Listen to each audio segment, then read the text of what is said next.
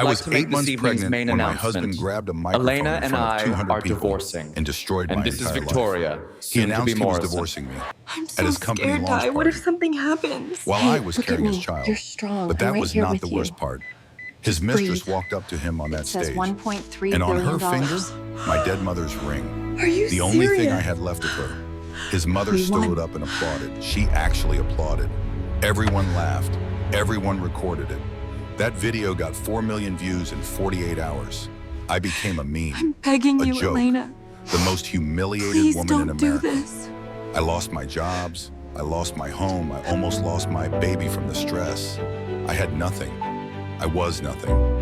At least that is what they all thought. But here is what nobody knew. Not my husband, not his mistress, not even me. In exactly 11 months, I would inherit a $1.3 billion real estate empire. And the building where my husband worked, the fancy office where he planned my humiliation, I owned it. I just did not know it yet. This is the story of how a pregnant waitress from Ohio became one of the most powerful women in American real estate, how I watched karma destroy everyone who laughed at me that night, and how my cheating husband ended up begging for my forgiveness while I signed the deal that took everything he ever wanted. But before I tell you what happened, I need you to do something for me. Hit that subscribe button right now, because what happens at the 45-minute mark, nobody sees it coming. I promise you, the twist will leave you speechless. And drop a comment telling me this. Have you ever been underestimated by someone who regretted it later? Now let me take you back to where it all began. I will never forget the moment my husband stood in front of 200 people at his company launch party and announced he was divorcing me. I was 8 months pregnant. His mistress was standing right there in the crowd, wearing my grandmother's ring, the only thing my mother ever left me before she died. His mother handed me a tissue and whispered in my ear, "You should have seen this coming, sweetheart." Everyone laughed. Everyone recorded it. The video got 4 million views in 48 hours. But what none of them knew, what even I did not know, was that in exactly 11 months, I would inherit a $1.3 billion real estate empire, and every single person who laughed at me that night would be begging for my forgiveness. But I am getting ahead of myself. Let me tell you how a pregnant waitress from Ohio became one of the most powerful women in American real estate, and how I made my ex-husband watch me sign the deal that destroyed everything he ever wanted. My name is Elena Morrison. 5 years ago, I thought I had everything figured out. I met Marcus in our sophomore year of college during an economics class that was so boring, I genuinely considered dropping out just to avoid it. He sat 2 rows behind me, and every time the professor turned to write on the board, Marcus would make these ridiculous faces that made me have to bite my lip to keep from laughing. One day after class, he caught up to me in the hallway. "Hey, I noticed you almost got us both in trouble about 14 times today." His smile was crooked and confident. I raised an eyebrow. I was not the one making faces like a 5-year-old.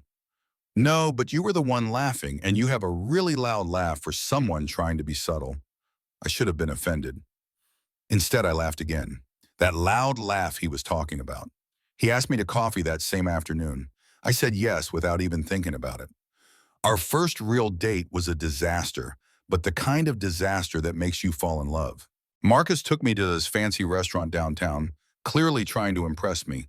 He mispronounced quinoa as quinoa. He spilled red wine all over his white shirt. And when the bill came, his credit card got declined, so I ended up paying with the tips I had made that week from waitressing. Most guys would have been embarrassed. Marcus just laughed. "Well," he said, wiping wine off his sleeve, "at least you will never forget me. I have a photographic memory," I told him. "I literally cannot forget anything." He grinned at me across the table. "Then I better make sure every memory is a good one." For a while he did. We got married 2 years after graduation in a tiny ceremony with cheap champagne and a dress I bought on sale. We did not have much money, but we had dreams. Marcus wanted to start his own tech company. He had this vision, this fire in his eyes when he talked about it, and I believed in him with everything I had. We lived in a small apartment on the edge of town where the heating barely worked in winter, and the neighbors upstairs fought every single night. But I did not care. I would come home from work, and we would cook pasta together, dream about our future, and fall asleep watching old movies on our worn-out couch. I was happy, genuinely happy. Then things started to change. Marcus's first startup attempt failed, then the second one, then the third. Each failure hit him harder than the last. The light in his eyes started dimming. He became distant, frustrated, angry at the world. Bills started piling up. We could not afford basic things anymore. So I did what any wife would do. I worked. I worked 3 jobs to keep us afloat. In the mornings, I was at a coffee shop making lattes before the sun came up. Afternoons, I did data entry from home while my eyes burned from staring at spreadsheets. Evenings, I waitressed at a restaurant downtown, forcing smiles I did not feel. I was exhausted all the time, running on 4 hours of sleep, surviving on coffee and the hope that eventually things would get better. But I told myself it was temporary. Once Marcus's business took off, everything would be okay. I just had to keep holding on. His mother never liked me. From day one, Catherine Morrison made it absolutely clear that I was not good enough for her son. She would come over to our tiny apartment, look around with barely concealed disgust, and say things like, if Derek had married someone more ambitious, someone with connections, he would not be struggling like this. She blamed me for everything, for his failed businesses, for our empty bank account, for the fact that her precious son was not living up to his potential. And slowly, I watched Marcus start to believe her. He stopped kissing me goodbye in the mornings, stopped asking about my day. He would stay out late, claiming he was networking, meeting potential investors, working on the next big thing. I wanted to believe him. I needed to believe him, because admitting the truth would have destroyed me. Looking back now, I can see all the signs I chose to ignore. The late nights that turned into early mornings, the password changes on his phone, the way he would step outside to take certain calls. But when you love someone, you become an expert at making excuses for them. He is stressed about the business. He is under a lot of pressure. He will come back to me once things settle down. I repeated these lies to myself like prayers, hoping that if I believed them hard enough, they would become true. Then I found out I was pregnant. I remember sitting in the bathroom of our apartment, staring at that little plastic stick, watching the second line appear like magic. My hands were shaking. My heart was pounding so hard I could hear it in my ears. A baby. We were going to have a baby. Part of me was terrified. We could barely afford rent.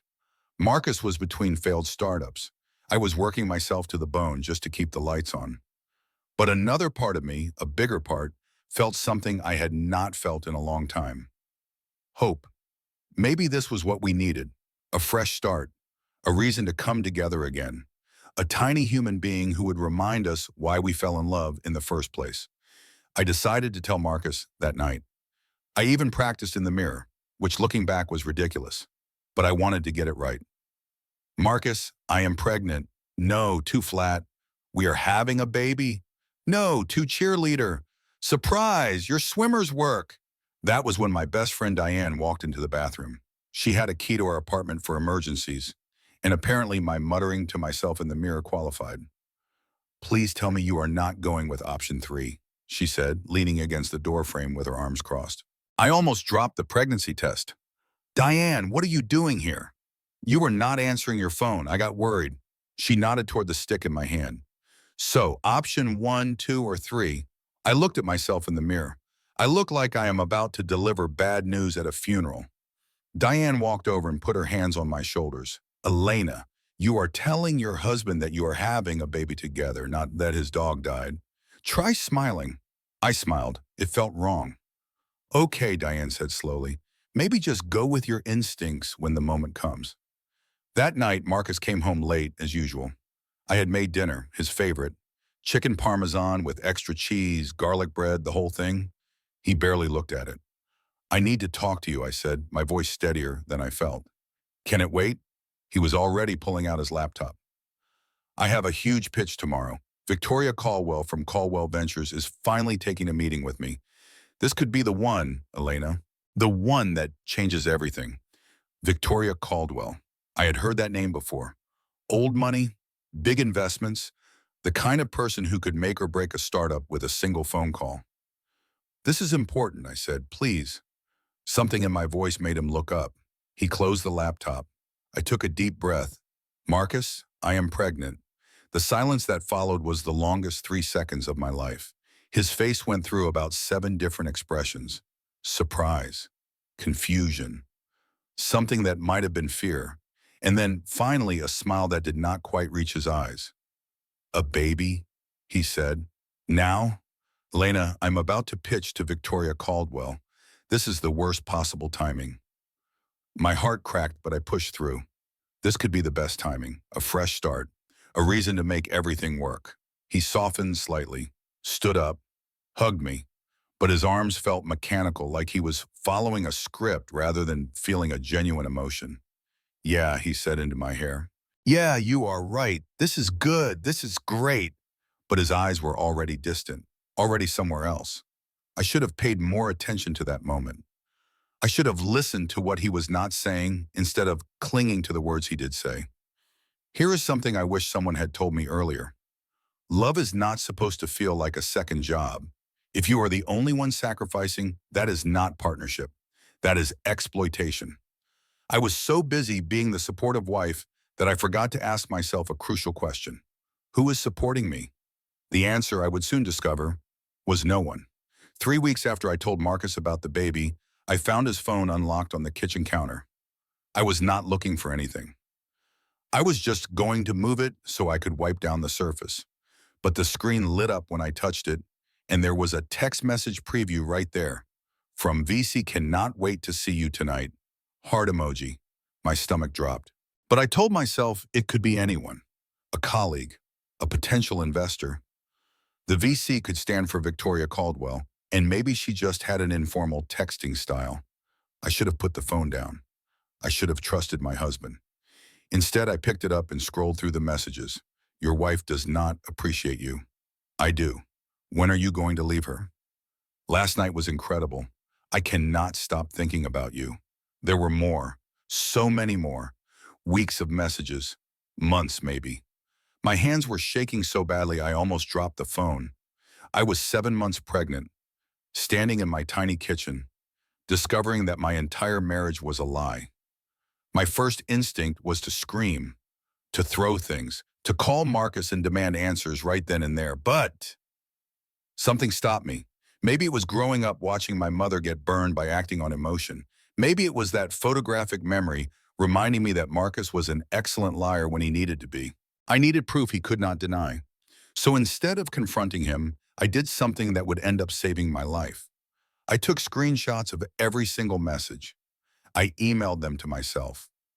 I noted the dates, the times, the patterns, and then I put his phone back exactly where I found it. When Marcus came home that night, I pretended everything was fine. I smiled at him over dinner. I asked about his day. I let him kiss my forehead before he fell asleep. Inside, I was dying, but outside, I was gathering evidence. If you ever suspect your partner is cheating, here is what not to do. Do not confront them immediately without proof. They will gaslight you, delete everything, and make you feel crazy. Document first, screenshot texts, note dates and times, save receipts. Your future self will thank you. Mine certainly did. 2 weeks later, Marcus came home with news. We are invited to a party, he said, actually looking at me for the first time in days. My company is having a launch event. Victoria Caldwell is announcing her investment. It is a big deal, Elena. I need you there. I stared at him. You want me there? Of course, he smiled that smile I used to love. You are my wife. The word felt like a lie in his mouth. But I agreed to go, partly because I wanted to see Victoria Caldwell in person, partly because something in my gut told me this night was going to be important, and partly because I was desperate for any sign that my husband still wanted me in his life. Diane came over to help me get ready. Let me understand this correctly, she said, holding up dress after dress from my closet. The man you suspect is cheating on you with Victoria Caldwell has invited you to a party celebrating Victoria Caldwell's investment, and you are going. I need to see them together. I need to know for sure. Diane sighed. Elena, you are 8 months pregnant. You should be at home with your feet up, not playing detective at some corporate party.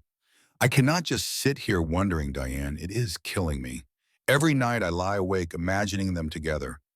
Every time he comes home late, I picture her face.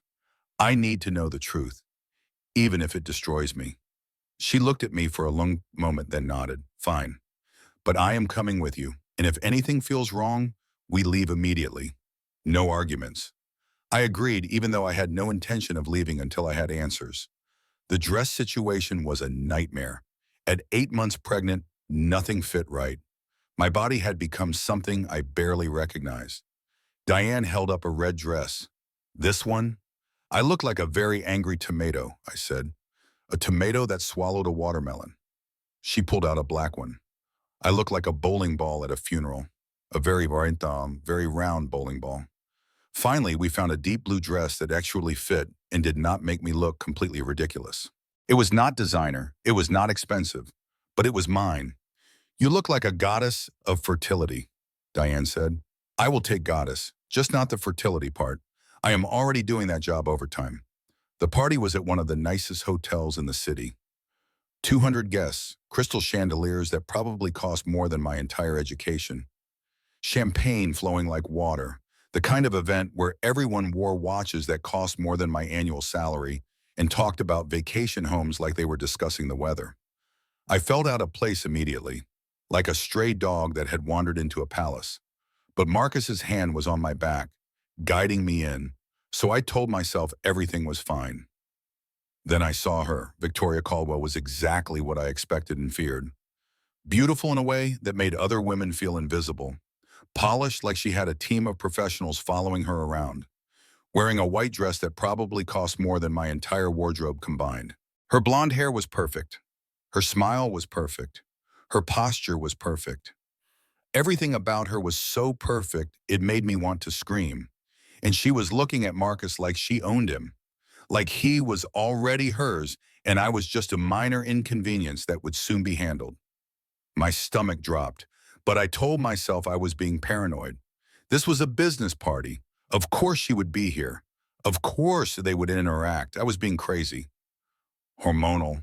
Oversensitive. Marcus left me standing alone almost immediately. I need to go say hello to some people, he said. Investors, you know. Mingle a little. I will find you later. He disappeared into the crowd without looking back, without squeezing my hand, without telling me I looked beautiful. I spent the next hour trying to make conversation with people who clearly had no interest in talking to me. They would glance at my pregnant belly, then at my dress, then find somewhere else to look. I was the broke wife in the cheap dress, 8 months pregnant, obviously out of my league. Everyone could tell. I could see it in their polite smiles that never reached their eyes.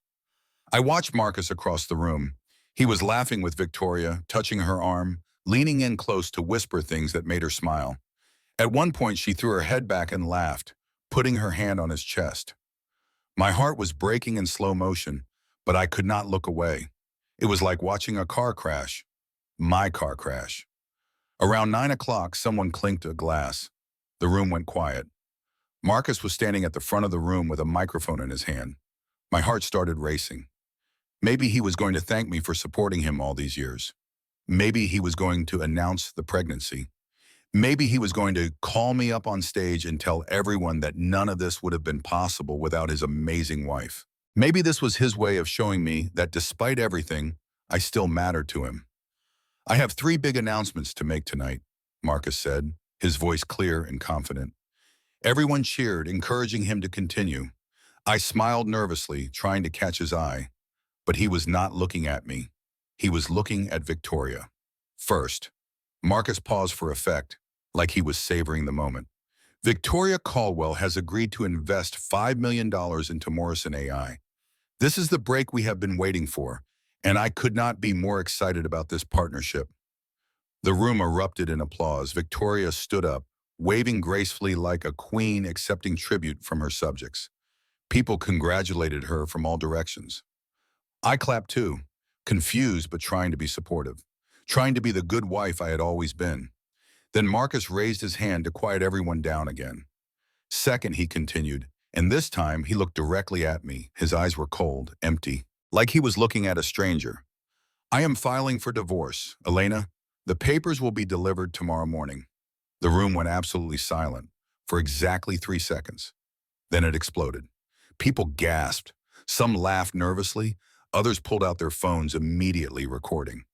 I could hear the click of cameras, the whisper of notifications being sent, the sound of my humiliation going viral in real time. I stood there frozen, unable to process what he had just said. My hand went to my belly instinctively, as if I could protect my baby from what was happening. This could not be real. This had to be a nightmare. Any second now I would wake up. But Marcus was not done. And third, he said, extending his hand toward Victoria. She walked up to him, smiling like a cat that had just caught a very fat mouse. No, like a snake that had finally swallowed its prey.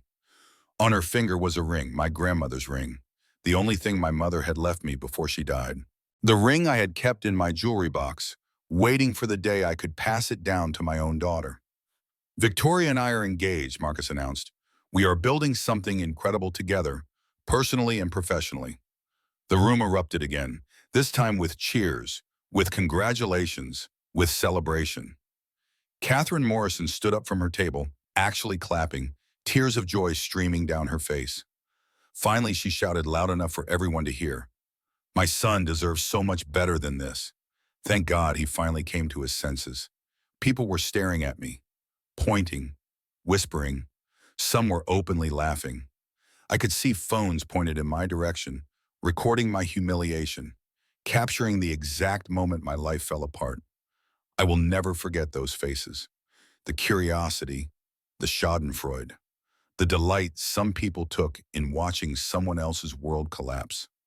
I looked at Marcus one last time, hoping to see some regret, some sign that this was not what he really wanted, some flicker of the man I had married, the man who had promised to love me forever. His face was stone cold. He had already moved on. I was already forgotten. But I refused to give them what they wanted. I refused to fall apart in front of these vultures. I forced myself to stand straight, even though my legs were shaking. My voice was trembling, but somehow I managed to speak.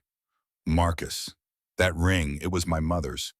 He shrugged like I had mentioned the weather, like I had asked about the appetizers or complained about the music. It was in the house, technically marital property. Victoria smirked at me, holding up her hand so the ring caught the light. It looks better on me anyway. Do not you think? The crowd laughed, actually laughed. I did not run. I did not give them the satisfaction of watching me fall apart in front of everyone. I did not let them see me break. I walked out of that room with my head held high, slowly, deliberately, one foot in front of the other. The tears did not fall until I was outside. Then they fell like a flood. Diane found me 20 minutes later, sitting on a curb behind the hotel, sobbing so hard I could barely breathe. My makeup was ruined. My dress was dirty. I did not care about any of it. She did not say anything at first. She just sat down next to me on that filthy curb in her nice clothes, put her arm around my shoulders, and let me cry. I am going to kill him, she said finally. Slowly and painfully, I am thinking medieval torture devices. Through my tears, I almost laughed. You are a lawyer. You are supposed to solve problems legally. Some problems, Diane said darkly, deserve creative solutions. I know people, Elena. People who know people. Just say the word. She was joking, probably. But in that moment, I loved her more than I had ever loved anyone. Here is something I want you to remember if you ever find yourself in a situation like mine. The people who truly love you will sit with you in your darkest moments. They will not try to fix you or rush you. They will just be there. Diane sat with me on that curb for 2 hours. She held me while I cried. She handed me tissues. She cursed Marcus in creative ways that would have made a sailor blush. And when I was finally ready to stand up, she helped me to my feet and took me home. That is real love. That is real friendship. And if you do not have someone like that in your life, I hope you find them. Everyone deserves a Diane. The next 24 hours were the worst of my life. By morning, I was viral for all the wrong reasons. Pregnant wife gets dumped at anniversary party was trending in every social media platform. The video had been uploaded from at least 15 different angles. Someone had even set it to sad music and added captions. People I had never met were commenting on those videos, making jokes about me, calling me pathetic. Someone made a meme with my crying face that said, "When the side piece becomes the main course." It got shared over 100,000 times. The internet had found a new punching bag, and it was me. Comments flooded in from strangers who had never met me and knew nothing about my life. She must have done something to deserve it. Look at her dress. No wonder he left. She should have seen this coming. Honestly, she looks like she let herself go. Can you blame him? Each comment was a knife, and there were thousands of them. I lost my waitressing job first. My manager called around noon. Elena, I am sorry, but you are bringing drama to the workplace. Customers are recognizing you from the videos. Someone took a picture with you in the background and posted it. It is becoming a distraction. I tried to argue. I tried to explain that I was the victim here, that I had not asked to be humiliated in front of the entire internet.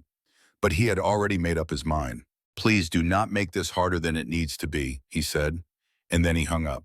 The coffee shop let me go 2 hours later. Similar reasons. The manager could not even look me in the eye. Nobody wanted the viral divorce girl making their morning latte. I was bad for business. I was a walking reminder that bad things happen to good people, and nobody wants to think about that while drinking their cappuccino. Suddenly, I had nothing. No husband, no home. The apartment was in Marcus's name, and I had already received a text from him telling me to have my things out by the end of the week. No job, no income, no dignity, and I was 8 months pregnant with a baby who deserves so much better than this. Diane took me in without hesitation. Her apartment was small, just a one-bedroom in a neighborhood where you did not walk alone after dark. But she gave me her bed and slept on the couch without a single complaint. This is temporary, she said firmly. We are going to figure this out. I promise you, Elena, we are going to make him pay for what he did. I wanted to believe her. But sitting in her tiny living room watching my humiliation play on repeat on every gossip channel, I could not see how anything was ever going to be okay again. A morning show ran a segment called Is Public Divorce the New Trend? They used my video de Tasso as the main example. They laughed about it. The hosts actually laughed. I turned off the television and sat in silence. That night, around 2 in the morning, I woke up to a sharp pain in my abdomen. It felt like someone had reached inside me and squeezed. Something was wrong with the baby. Diane, I screamed. Diane, something is wrong. She was by my side in seconds, still half asleep, but already reaching for her keys. She rushed me to the hospital, running every red light, her hand gripping mine the whole way. I was doubled over in the passenger seat, praying with everything I had, please, not my baby. Take everything else, but please not my baby. The next few hours were a blur of bright lights and worried faces in medical terms I did not understand. Doctors and nurses surrounded me, hooking me up to machines, checking monitors, speaking in urgent voices that they tried to keep calm but could not quite manage. Every time a machine beeped, my heart stopped. When things finally calmed down, a doctor sat beside my bed with a serious expression. She was young, probably not much older than me, but her eyes were kind. Mrs. Morrison, she said, your blood pressure is dangerously high. The stress you have been under has put both you and your baby at significant risk. We have stabilized you for now, but you need complete bed rest for the remaining weeks of your pregnancy. No work, no stress, no exceptions. Your body is telling you it cannot take any more. I stared at her. No work? I do not have a job anymore. I do not have anything. I do not even have a home. She squeezed my hand, and I could see the sympathy in her eyes. Right now, you need to focus on keeping this baby safe. Everything else can wait. Your baby needs you to be calm. Can you do that for your baby? I nodded, even though I had no idea how I was supposed to be calm when my entire life had collapsed. But everything else could not wait, because I had no money, no insurance, no way to pay for the hospital bills that were already piling up like accusations. In 24 hours, I had lost my husband, my grandmother's ring, my dignity, my child, and almost my baby. I lay in that hospital bed alone except for the beeping machines and the distant sound of other patients and their families. Happy families, families that had not been destroyed. And I did something I had not done since my mother died. I prayed, please, I do not care about me anymore. I do not care what happens to me. Just let my baby be okay. Please let my baby be okay. She is innocent. She did not ask for any of this. Please. I prayed until I ran out of words. And then I just lay there, one hand on my belly, feeling my baby kick, reminding me that she was still there, still fighting. Diane stayed with me all night. She held my hand while I cried. She argued with nurses about insurance paperwork and billing options and payment plans. She made sure I ate something even though food tasted like cardboard and grief. At one point, she climbed into the hospital bed next to me and just held me. Neither of us said anything. We did not need to. That is what a real friend looks like. Someone who shows up when your life is falling apart and does not leave until you are okay. Someone who will fight battles for you when you are too weak to fight them yourself. If you are going through something terrible right now, please hear me when I say this. You need a Diane. You need someone in your corner who will show up at 2 in the morning and hold your hand through the darkness. Find your Diane, and when you do, hold on to them with everything you have. Tell them you love them. Tell them you appreciate them. Because people like that are rare and they are precious. I spent 3 days in the hospital, 3 days of monitoring and tests and worried doctors who spoke in hushed tones when they thought I could not hear. When I got out, I moved back into Diane's apartment and tried to figure out what to do next. The answer, unfortunately, was not much. I could not work. Doctor's orders. I could not afford a lawyer for the divorce. I could not even afford prenatal vitamins without Diane's help. I was completely, utterly dependent on the kindness of others. For someone who had prided herself on working hard and never asking for handouts, it was its own kind of humiliation. But Diane had a friend from law school who worked at a free legal clinic. She arranged for me to meet with him about my options. His name was Robert, and he was the first person in weeks who looked at me like I was a human being and not a viral video. Mrs. Morrison, he said, looking through the evidence I had gathered, you have screenshots of his affair, medical records showing stress-induced complications during pregnancy, video evidence of public humiliation, and he announced divorce at a party while you were 8 months pregnant. He paused, shaking his head in disgust. Honestly, this is one of the most clear-cut cases I have ever seen. Your husband basically handed you a winning lawsuit on national television. We can get you the house, alimony, child support, maybe even significant damages for emotional distress. Any jury in America would side with you. I started crying, but for the first time in what felt like forever, they were happy tears. Really, I whispered. You think I have a chance? You think I can actually win? Robert smiled. I think you have more than a chance. I think your husband just made the biggest mistake of his life, and we are going to make him regret it. I went home that night feeling something I had not felt in weeks. Hope. 3 days later, that hope was destroyed. I was served papers by a courier who knocked on Diane's door at 7 in the morning. Official-looking documents with fancy letterhead and lots of legal jargon. My hands were shaking as I opened them. Marcus was suing me. He claimed I was the one who had cheated. He claimed the baby was not his. He was demanding a paternity test, alimony payments from me to him, and full denial of any settlement. But that was not the worst part.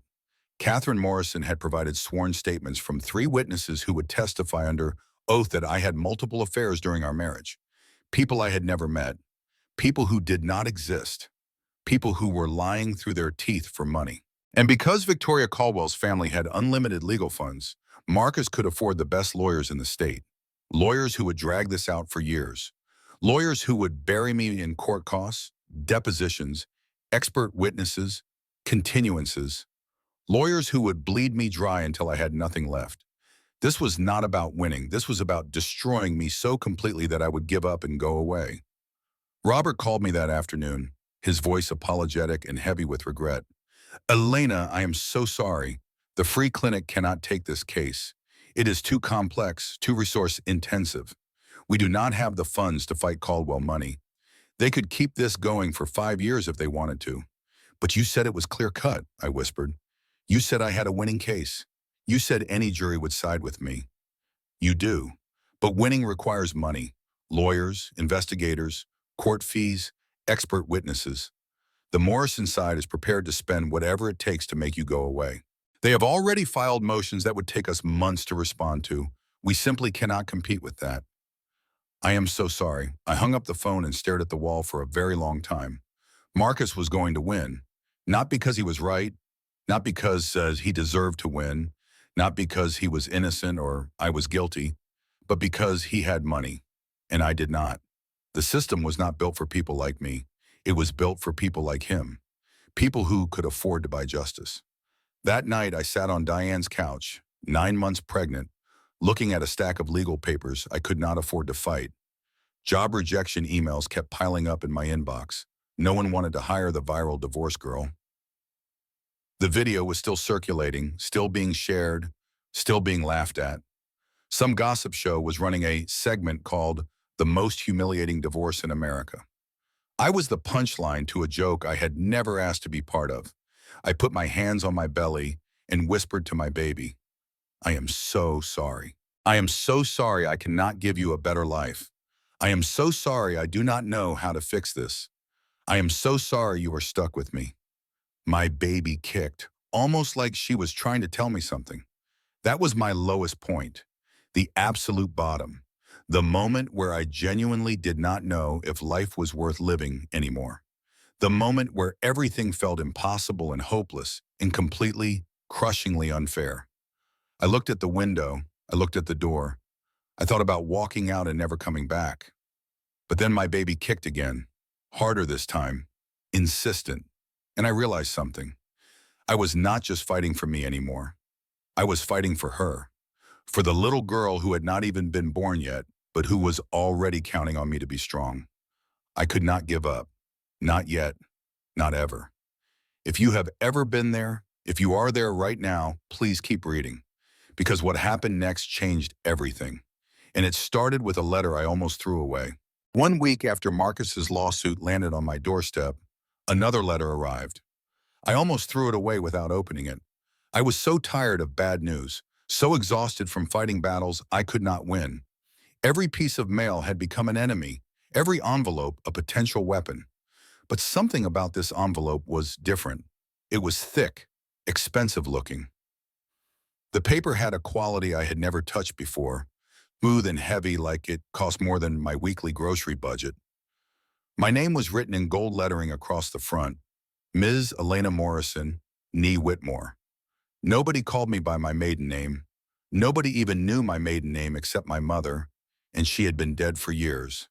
The return address said Pemberton and Associates, estate law. My first thought was that Marcus was suing me for something else. More legal threats, more humiliation, more proof that the universe had decided I was its personal punching bag. But when I opened it, the words inside made no sense. Dear Ms. Morrison Nye Whitmore, we are writing to inform you of a matter concerning your late grandmother, Helena Whitmore Ashford.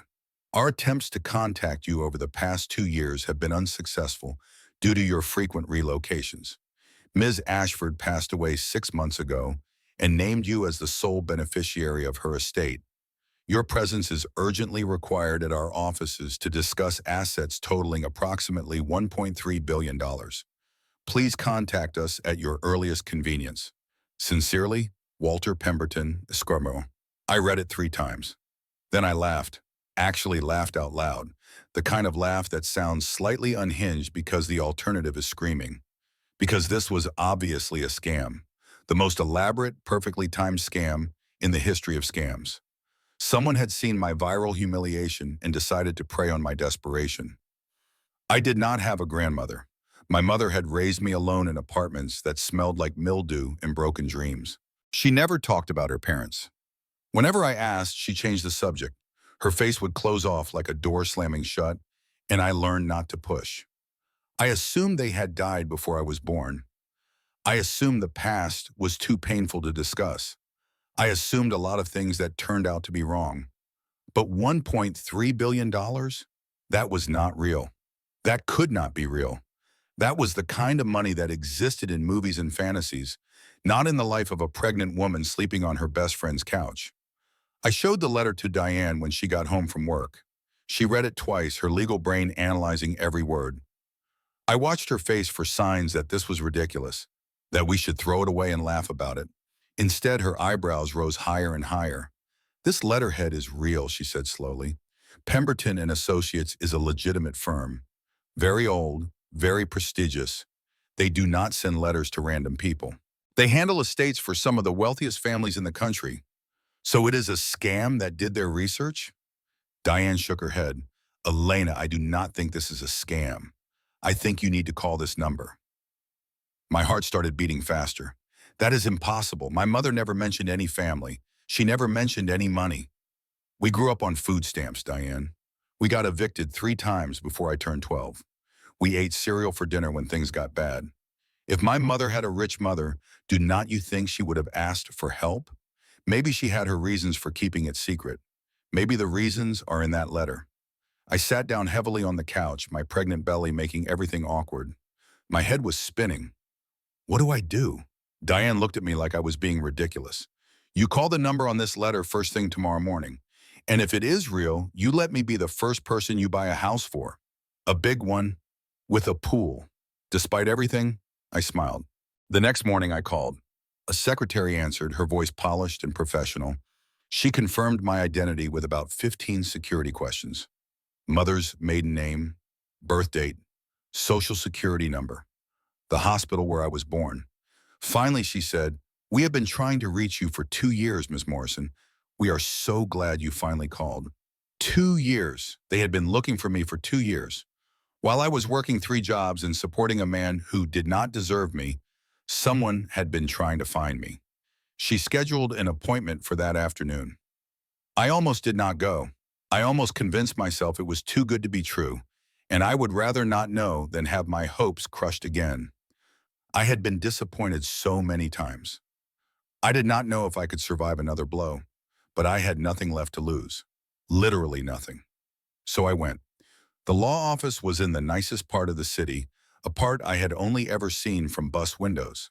Floor-to-ceiling windows overlooking the skyline, marble floors that echoed with every step. Artwork on the walls that probably cost more than I had made in my entire life. I felt completely out of place in my thrift store maternity dress and worn-out shoes. The security guard looked at me like I had wandered in by mistake.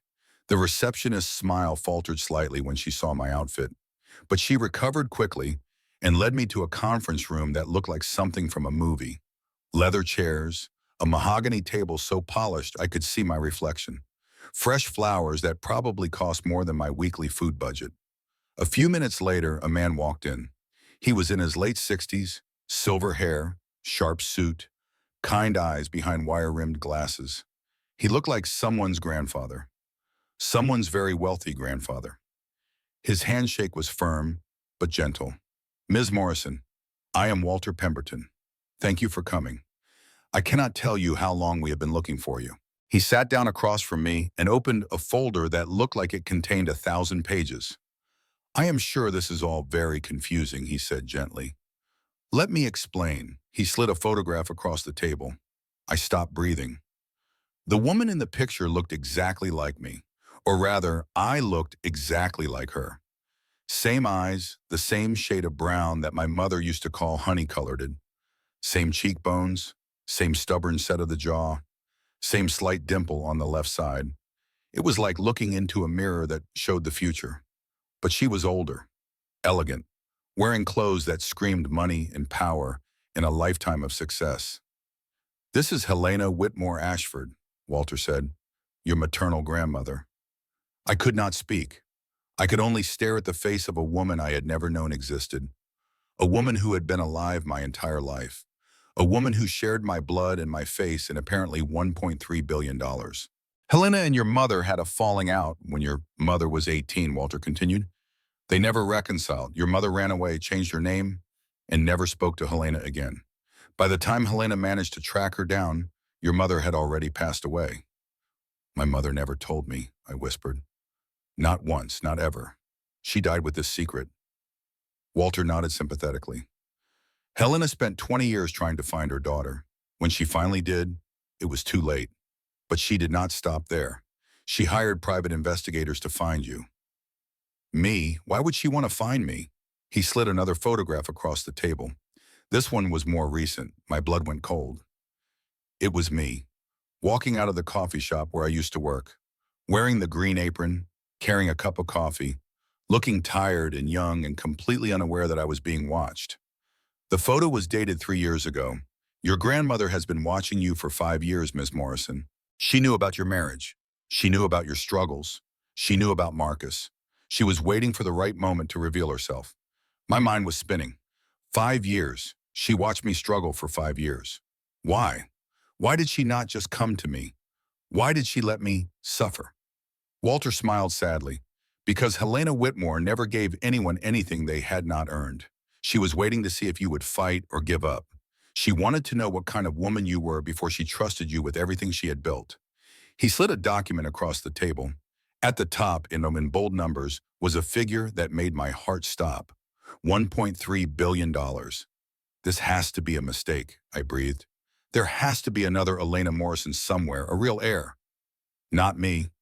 Walter shook his head firmly.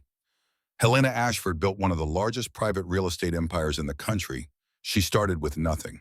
A single rental property purchased with savings from waitressing, just like you. And she turned it into this.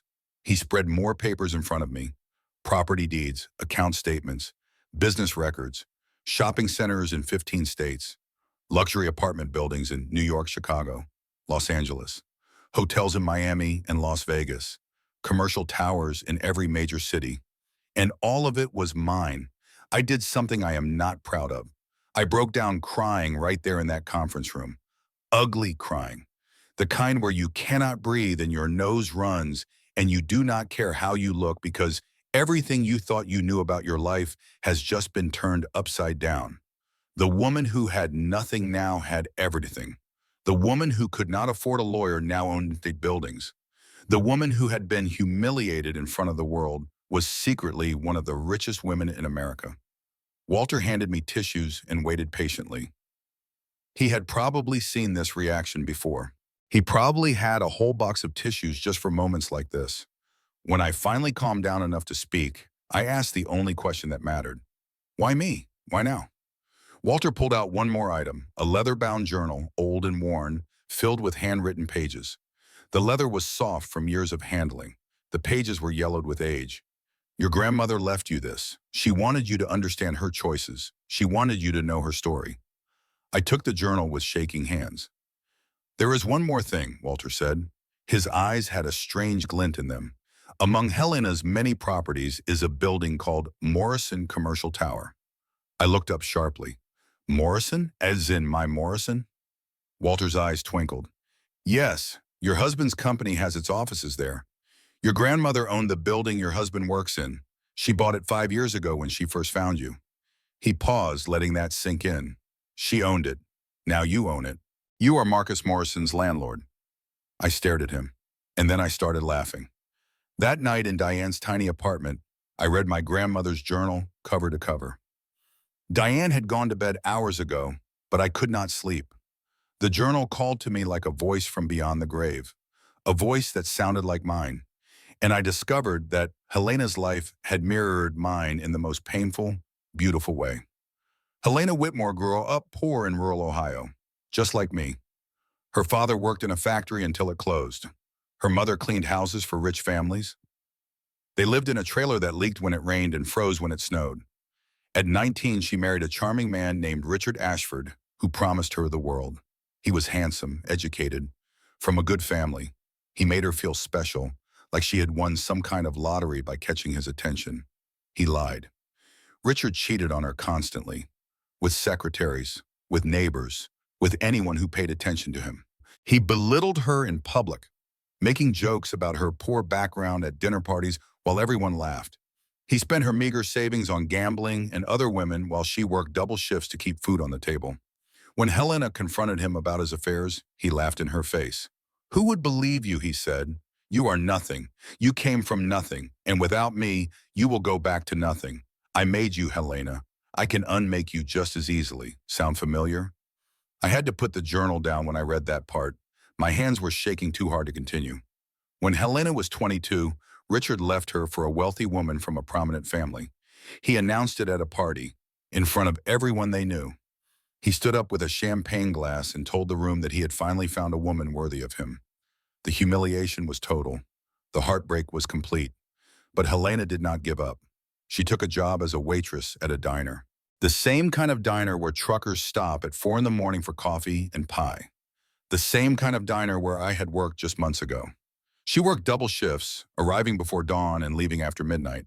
She saved every penny, living on tips and determination. She learned about real estate by reading library books after her shifts ended.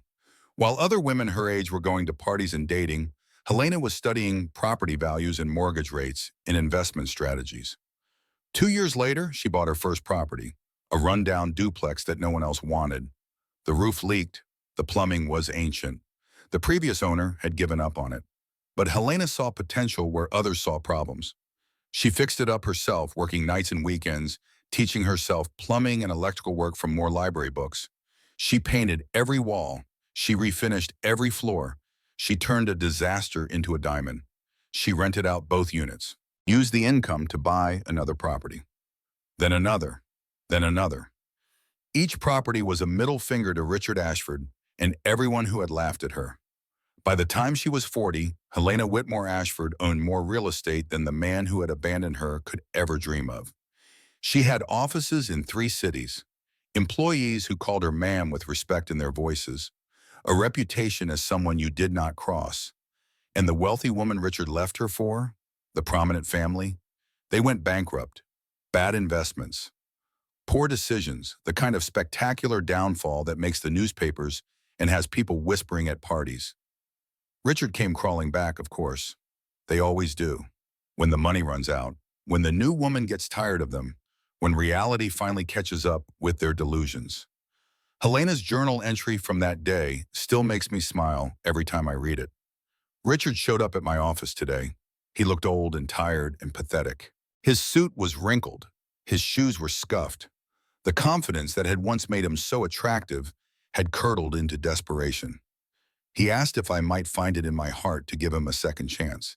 He said he made a mistake leaving me. He said he had never stopped loving me. He actually cried. I let him finish his speech. I let him beg. I let him humble himself completely. Then I told him the same thing he told me 20 years ago. Who would believe you? You are nothing. You came from nothing. And without me, you will go back to nothing. The look on his face was worth every tear I had ever cried over him. Then I had security escort him out. I made sure they took him through the lobby, past all my employees, so everyone could see Richard Ashford being removed from my building like the trash he was. I heard he died broke 10 years later. I did not attend the funeral. That was the moment I realized something important about my grandmother. She had not just survived, she had won. Completely and totally and permanently. But the journal also revealed something darker. Helena's relationship with my mother had been complicated. Sarah, my mother, grew up surrounded by wealth but resented every bit of it. She saw how hard Helena worked. She saw how rarely her mother was home. She felt like a business asset rather than a daughter. She thought Helena had become cold and corporate, more interested in deals than family, more focused on revenge than love. They fought constantly, about money, about values, about what kind of life was worth living. Sarah wanted warmth and presence. Helena offered material comfort and distance. When Sarah was 18, she ran away, changed her name, disappeared. She chose poverty over her mother's billions. She chose struggle over comfort. She chose to raise me in tiny apartments rather than ask Helena for a single dollar. I never understood that until now. Now I see my mother's pride for what it was, a refusal to be bought, a determination to live on her own terms. Helena spent decades trying to find her. She hired investigators. She followed leads. She never stopped searching. By the time she found Sarah, my mother was already sick. Cancer, stage 4. There was no time for reconciliation, no time for apologies, no time for anything except watching from a distance. I watched my daughter die from a hospital parking lot, Helena wrote. I sat in my car for 6 hours. I did not go inside. I did not have the courage to face her, knowing how much time we had wasted being angry at each other. That was my biggest regret. All the years I spent building an empire when I should have been building a relationship with my only child. All the properties I bought that could never buy back the time I lost. I would trade every building I own for one more conversation with Sarah. One chance to say I am sorry. One moment to hold her hand and tell her I love her, Sarah. But life does not give us second chances. Only new chances with new people. And then I saw you, a young woman coming out of the hospital crying. Sarah's daughter, my granddaughter, my second chance. I knew then that I had been given a gift I did not deserve, a chance to make things right with the next generation. The final entry in the journal was addressed directly to me. Dear Ellie, I know you prefer Elena, but your mother called you Ellie when you were born. I was there hiding in the back of the hospital. I watched her hold you for the first time. I watched her cry with joy. I never stopped watching. I have seen your strength. I have seen you work 3 jobs while your husband contributed nothing. I have seen you support a man who did not deserve you with a smile on your face. I have seen you maintain your dignity when lesser women would have crumbled. But I have also seen you accept less than you are worth. I have seen you shrink yourself to make room for someone else's ego. I have seen my own mistakes reflected in your choices. My money comes with a condition. You must prove you are willing to fight for yourself and that baby. Do not just take what is given. Take what is owed. Do not just survive. Win. The real estate empire is yours. But there is one property I want you to pay special attention to. Morrison Commercial Tower. Yes, dear, I own your husband's building. I bought it when I first found you, just in case. I think it is time for a proper introduction between the new landlord and her tenant. Build something beautiful from the ashes, Ellie. I will be watching from wherever I am. With love, your grandmother, Helena. I closed the journal and sat in silence for a long time. Part of me was angry at Helena. She had been a billionaire for 20 years. She could have helped my mother beat cancer. She could have given me a childhood without food stamps and eviction notices. She could have stepped in at any moment and changed everything. But she chose to watch from a distance, like we were some kind of test. But another part of me understood. Helena did not want to save me. She wanted me to save myself. Because the woman who is saved stays weak. But the woman who saves herself becomes unstoppable. Because the woman who pulls herself out of the fire can never be burned again. I looked at my belly. My baby was kicking, reminding me that I was not alone in this, reminding me that I was fighting for 2 now. Okay, grandmother, I whispered into the darkness. You want me to fight?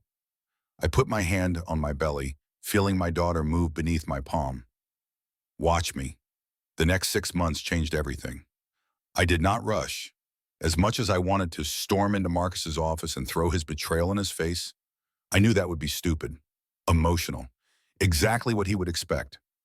Instead, I learned. Walter Pemberton became my mentor. Every day I went to his office and studied the business my grandmother had built. Property values, contract negotiations, market trends, tenant relations. Turns out that photographic memory I had always taken for granted was incredibly useful in real estate. I could remember every detail of every property, every lease agreement, every financial projection. Within 2 months, I understood the empire I had inherited better than most people who had worked in real estate for decades. I gave birth to my daughter on a beautiful October morning. I named her Hope, because that is what she was, my hope for a better future, my reason to keep fighting when everything seemed impossible. Diane was in the delivery room with me. She held my hand and made inappropriate jokes and cried almost as much as I did when Hope finally arrived. She is perfect, Diane whispered, looking at my daughter with wonder. Absolutely perfect. She is, I agreed. And she is never going to grow up wondering if she is good enough. She is never going to let anyone make her feel small. I moved into my grandmother's penthouse when Hope was 3 weeks old. It was strange at first, living in a space that had belonged to someone I had never met. But slowly it started to feel like home. I kept everything quiet. No social media announcements, no flashy displays of wealth. I wanted to understand this new life before I lived it publicly. But I also started building something else, a foundation to help women who had been where I was, broken, humiliated, financially devastated. I funded shelters for women escaping abusive relationships, job training programs for single mothers, legal aid services for women who could not afford lawyers. Every woman I helped felt like honoring both my grandmother and the girl I used to be. Meanwhile, I was also gathering information. James Ashford had worked as a property manager at Morrison Commercial Tower for 15 years. He knew everything about everyone who rented space there, including Marcus. I hired him as my personal consultant. At first, he was confused. Why would a billionaire real estate heiress care about one small tech company in one of her many buildings? I explained my history with Marcus. James's face went through several expressions before settling on something that looked like righteous anger. Mrs. Morrison, he said carefully, there are some things about your ex-husband's business dealings that you should probably know. Tell me everything, I said. And he did. Victoria Caldwell's family fund was broke. They had invested heavily in cryptocurrency at exactly the wrong time and lost almost everything. The prestigious Caldwell Ventures was running on fumes and prayers. The $5 million Victoria had invested in Marcus's company? It did not exist, not really. She had taken out loans using Morrison Commercial Tower as collateral. My building, without ownership approval, without proper documentation. Victoria Caldwell had committed fraud, and Marcus had helped her hide it in exchange for a bigger cut of the company. When James showed me the evidence, I felt something I had not felt in a long time. Clarity. This was not about revenge. This was about justice. There is a difference, and it matters. Revenge is emotional, messy, and usually hurts you more than the person you are targeting. Justice is strategic, calculated, and ensures that people face the natural consequences of their own actions. I was not going to destroy Marcus. I was going to step aside and let his own choices destroy him. My lawyers contacted Victoria first. We met in my grandmother's conference room. Victoria walked in looking confident, probably expecting to negotiate with some naive heiress who did not understand business. She stopped short when she saw me. For exactly 3 seconds, her mask slipped. I saw surprise, then fear, then something that looked like hatred. Then she smiled. Plastic and perfect. Elena, what a pleasant surprise. Victoria. I gestured to a chair. Please sit. I laid out the evidence. The fraudulent loans. The forged documents. The SEC violations. Victoria's face went pale. This is, she started. Accurate, I finished, and currently sitting on the desk of a federal prosecutor. She panicked, started talking fast, offering things I had not asked for. We can work something out. I will return the ring. I will pay you $2 million in settlement. I will apologize publicly. I almost accepted. It would have been so easy to take the money in the ring and call it a win. But then Victoria added one more condition. In exchange, you agree to never reveal the fraud, and you sell Morrison Commercial to my family at below market value. And I understood. Victoria was not sorry. She was negotiating to save herself. She thought she could buy her way out of consequences, like she had bought her way into everything else. I thought about all the women at my foundation, women who had been taken advantage of by people with money and power, women who never got justice because the system was rigged against them. No, I said. Victoria blinked. No, I am not selling you my building. I am not hiding your fraud, and I am absolutely not letting you walk away from this. I leaned forward.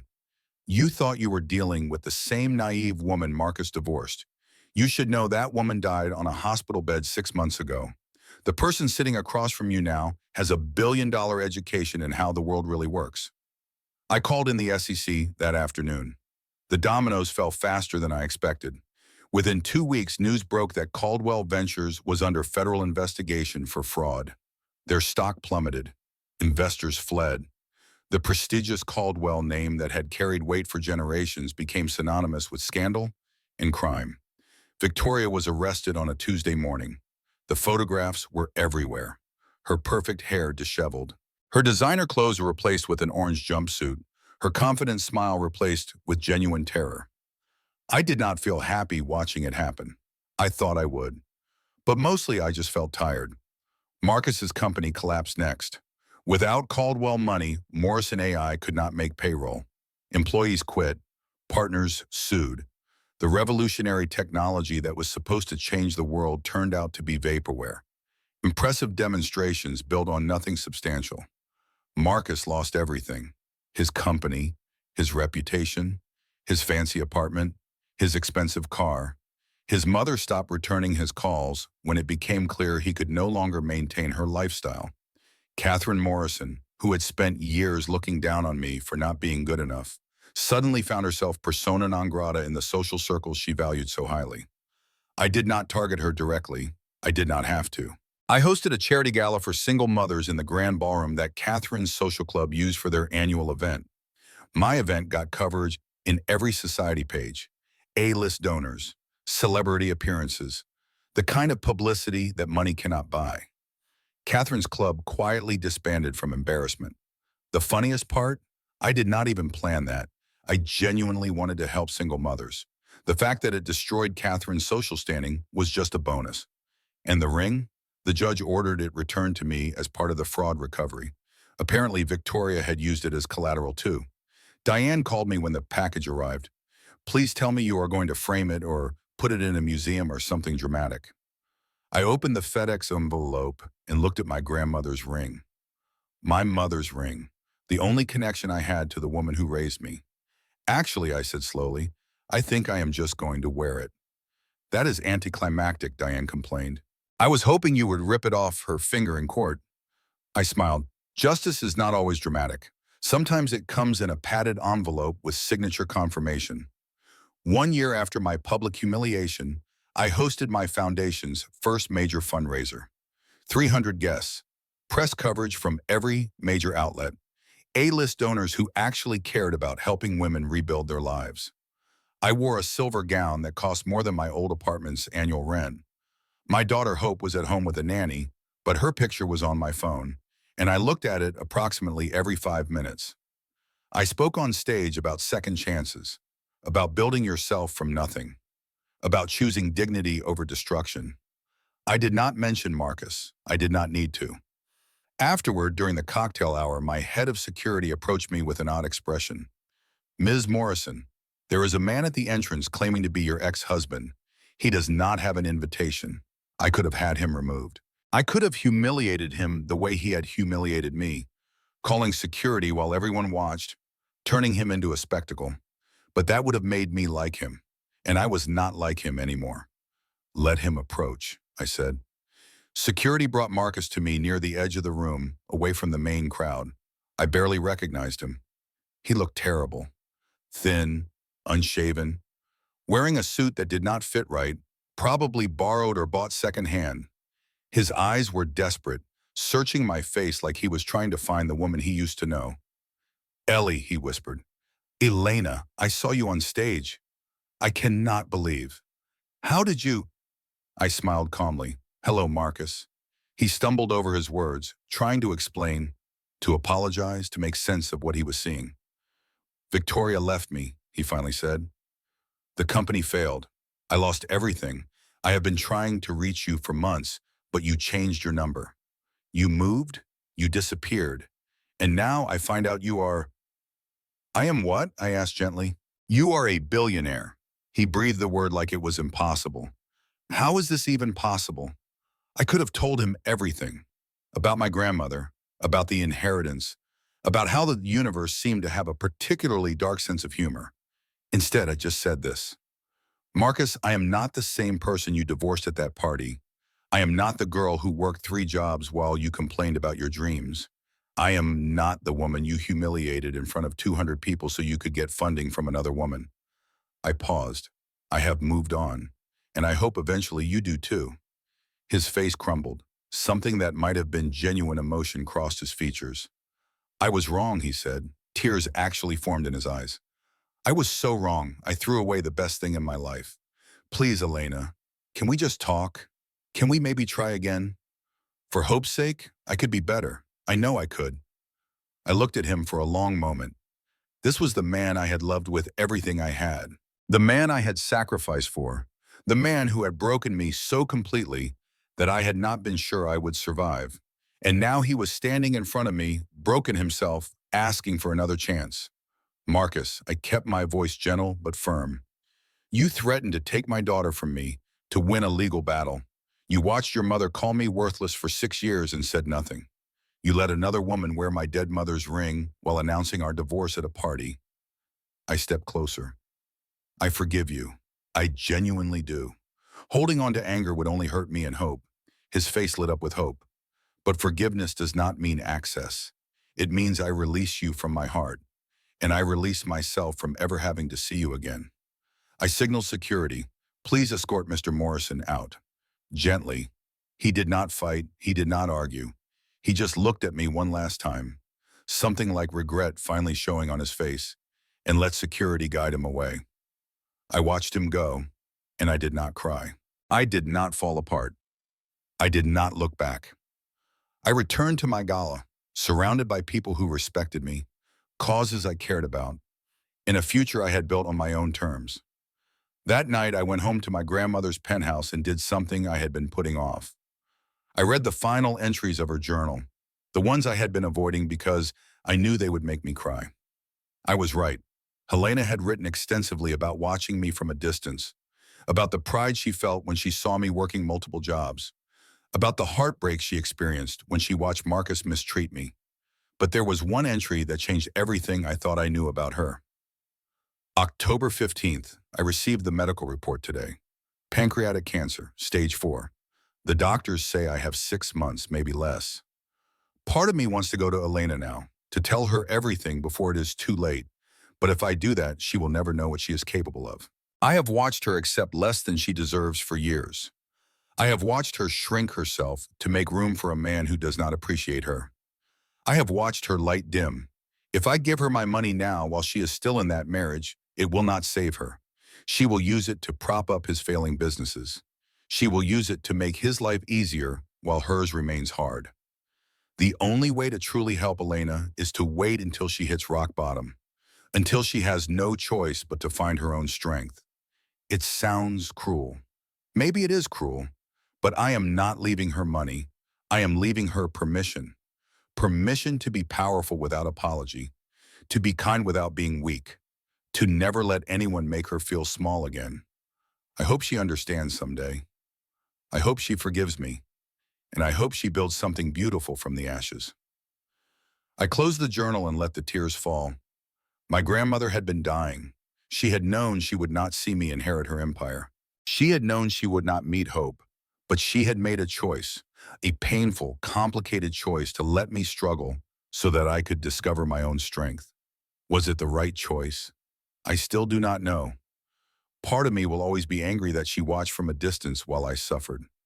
Part of me will always wonder what my life would have been like if she had stepped in earlier. But another part of me understands. The woman who pulls herself out of the fire can never be burned again. I had been pulled out of the fire, but not by my grandmother's money, by my own determination, my own resilience, my own refusal to give up even when everything seemed hopeless. The money was a tool, but the strength was mine. I looked at a Hope sleeping in her crib, my beautiful daughter, my reason for everything. I will tell you about your great-grandmother someday, I whispered. I will tell you about a woman who started with nothing and built an empire.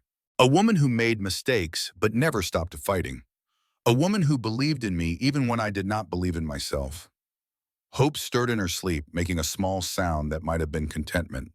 And I will teach you what she taught me, I continued, that your worth does not decrease based on someone's inability to see it, that the people who abandon you when you are struggling do not deserve to celebrate with you when you are thriving, and that sometimes the worst thing that ever happens to you is actually the setup for the best thing. I kissed my daughter's forehead and went to stand by the window. The city spread out below me, lights glittering, lives being lived, stories being written. 5 years ago, I had been a pregnant waitress crying in a restaurant parking lot. Now I was one of the most powerful women in American real estate, not because of luck, not because of my grandmother's money, but because when life knocked me down, I refused to stay down. That is the lesson I want you to take from my story. Not that karma exists, not that bad people always get punished, not that inheritance will solve your problems, but that you are stronger than you know. That rock bottom can be a foundation. That the woman you become after surviving the worst is more powerful than the woman who never had to fight. If you are watching this and you are going through your own version of that anniversary party, please hear me when I say this. It is not over. Your story does not end at your lowest moment. Sometimes you are being positioned for something bigger than you could ever imagine. Hold on, keep going. Your inheritance might not be money, but it will be strength, wisdom, and a future that proves every single person who doubted you was wrong. 5 years passed. Hope grew into a bright, curious, strong-willed little girl who asked approximately 1 million questions a day and had her great-grandmother's stubborn determination. The real estate empire expanded to $2.1 billion. I acquired new properties, developed sustainable housing projects, and expanded my foundation to help over 10,000 women escape abusive situations. Diane became a partner at her own law firm, funded by an investment I was only too happy to make. She still came over for wine on Fridays, and she still made inappropriate jokes that made me laugh until I cried. James Ashford became my chief operating officer. Walter Pemberton retired but called every month to check in. Marcus disappeared. Last I heard, he was working at a car dealership in another state. I did not follow up. Catherine Morrison tried to reconnect once. She sent a letter apologizing for how she had treated me. I read it, acknowledged the effort, and did not respond. Victoria Caldwell was sentenced to 8 years in federal prison for fraud. I did not attend the trial. I never remarried. People asked about it constantly. Reporters wanted to know if I was seeing anyone. Society pages speculated about potential matches. I always said the same thing. I am not opposed to love, but I will never again shrink myself to fit into someone else's idea of who I should be. If love comes, it needs to meet me where I am. At the top. On Hope's 5th birthday, I hosted a party at the penthouse. 20 children running around, high on sugar and excitement. Diane supervised while I stood in the kitchen, watching my daughter blow out candles and make a wish. "What did you wish for?" I asked her later, tucking her into bed. Hope grinned, missing 2 front teeth. "I cannot tell you, Mommy. Then it will not come true." "That is very true." I kissed her forehead. "Good night, my love." "Mommy?" "Yes." Hope looked at me with those serious eyes she had inherited from my grandmother. "I am glad you are my mommy. You are the best mommy in the whole world." I had to blink back tears. "Thank you, baby. I am glad you are my Hope." That night, after the party was cleaned up and the guests were gone and my daughter was dreaming peacefully, I sat in my office with a glass of wine and a sense of contentment I had worked very hard to earn. The intercom buzzed. "Ms. Morrison?" My assistant sounded uncertain. "A package just arrived. It was marked urgent, and the courier insisted I bring it to you immediately." At 10 o'clock at night, I sighed. "Bring it up." The package was small. No return address, just my name in block letters. Inside was a photograph. Victoria Caldwell stared at the camera. She was in prison orange, her hair limp, her face aged beyond her years. She held a sign with handwritten words. "Will Elena Morrison please visit? I have information about your grandmother." My stomach dropped. There was more. A piece of paper with handwriting I did not recognize. "Helena did not die of natural causes. Ask the Caldwells what they did in 1987. The empire you inherited was supposed to be ours." I stared at the words until they blurred. My grandmother was murdered? I grabbed my phone and called Walter. He answered on the second ring even though it was late. "Walter, I need everything you have on my grandmother's death, and find out what happened between her and the Caldwell family in 1987. There was a long pause. "Elena," Walter said slowly, "there are things about your grandmother's history that I was instructed not to share unless absolutely necessary. Share them now." Another pause. "Come to my office tomorrow morning. There are documents you need to see." I hung up and looked at the photograph again. Victoria's eyes seemed to mock me through the image. Even from prison, she was still trying to destroy my peace. But this was different. This was not about money or revenge or corporate fraud. This was about my grandmother. The woman who had believed in me. The woman who had given me everything. If someone had hurt her, if someone had taken her from me before I could ever know her, I thought my story ended with justice. I thought I had found peace. But here's the thing about truth. It has a way of demanding to be heard. My grandmother gave me an empire. Someone gave her a grave. And I was going to find out who. I looked out the window at the city lights spread below me. Somewhere out there, the answers were waiting. Somewhere out there, the people who had hurt Helena Whitmore Ashford were living their lives, thinking they had gotten away with it. They were wrong. The woman who had survived public humiliation, financial devastation, and having her entire life destroyed was not going to stop now. The woman who had built a billion-dollar foundation from the ashes of her broken marriage was not going to rest until she had the truth. My story was not over. it was just beginning. I picked up my phone and made one more call. Diane, I need your help with something. How do you feel about investigating a potential murder? There was a beat of silence. Then Diane laughed. Elena Morrison, I swear you are never boring. I will be there in 20 minutes, I smiled. Bring wine. I walked over to Hope's room and stood in the doorway, watching my daughter sleep. So peaceful, so innocent, so unaware of the complicated world waiting for her. I will protect you, I whispered. From everything and everyone. I promise. Wow. Then I went back to my office, sat down at my grandmother's desk, and started making a list. The best revenge is not revenge at all. It is becoming so successful, so happy, so completely unbothered that the people who hurt you become irrelevant to your joy. I had achieved that. I had built a life beyond anything I had ever dreamed of. But justice for my grandmother was not revenge. It was honor. It was legacy. It was making sure that the woman who had given me permission to be powerful did not die with her story untold. Helena Whitmore Ashford deserved better. And I was going to give it to her. The story continues, and that is my story. At least, that is the story so far. If you made it all the way to the end, I want you to know something. This story was not just about revenge. It was not just about money. It was about discovering that the worst moment of your life can become the first chapter of your greatest story. So if you are sitting there right now going through your own version of that party, if someone has made you feel worthless, if you are wondering whether things will ever get better, please hear me when I say this. It is not over. Your story is not finished. Sometimes the universe has to break you completely before it can rebuild you into something unbreakable. Now, I have a favor to ask. If this story made you feel something, if it gave you hope, if it made you believe that karma is real, do three things for me. First, hit that like button. Not for me. For every woman who has ever been told she was not good enough. Let us show them they are not alone. Second, subscribe to this channel and turn on notifications. Because the next story I am going to tell you, it is even more unbelievable than this one, and I do not want you to miss it. Third, share this video with one person who needs to hear it today. You know someone, that friend going through a hard time, that sister who is stuck in a bad situation, that woman who has forgotten how strong she really is. Send them this story. Remind them that rock bottom is not the end, it is the foundation.